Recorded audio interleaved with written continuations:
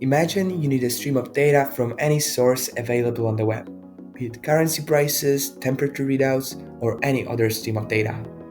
In our example, it will be a stream of timestamps from New York City. I'll show you how to scrape timestamp data, but the mechanism works for any stream from a website, so feel free to let us know what you might be using this for in the comments. So let's get started. First, visit our page, scramjet.org, and go straight to the documentation tab, which will get you to our GitHub repo. Clone the repo locally, get into the samples directory, and find scraping.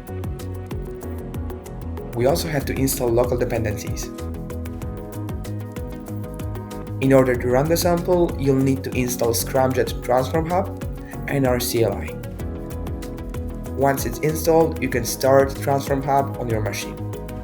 Let's open up our code editor to get a better understanding of what's going on inside. We're exporting an async generator function. You can think of it as just a function that returns multiple values over time.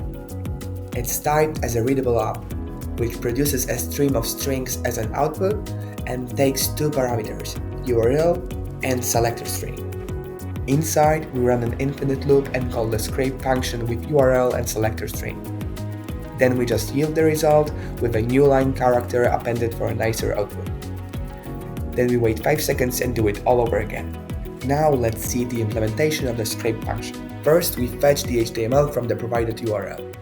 Then we parse it using a nice scraping library called Cheerio, and we execute our selector string on it.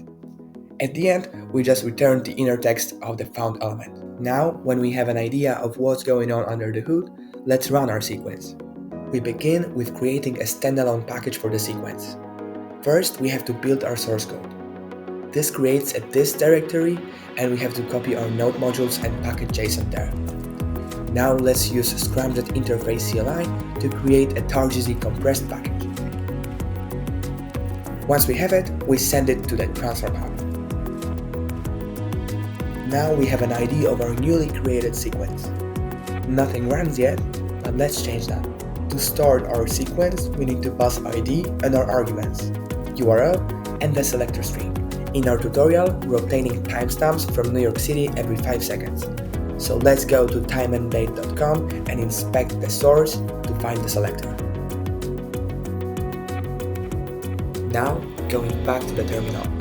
The first argument will be the URL where the data sits, and the second will be the selector.